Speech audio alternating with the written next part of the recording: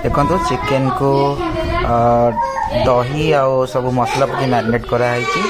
तापरे पियाज को टिके गोल्डन ब्राउन कलर हवापाई के तेल रे भजा होची तापर टिके गोल्डन ब्राउन कलर हैला परे ताकू ग्राइंड कराई ता देहरे मैरिनेटेड होइतबा चिकेन को पकई टिके पानी देला परे हमर रेडी हो जाइए बटर चिकेन सहित देखंतु हमर होइची गोटे डाली देन माछ बेसर देखो माछ बेसर केते सुंदर होइची देखंतु आजिर कौन कौन आइटम सब बिरियानी राइस सहित माछ बेसर डाली देन बटर चिकेन पिला मानक सहित आज रविवार टी गोटे छोट भोजी आयोजन कराई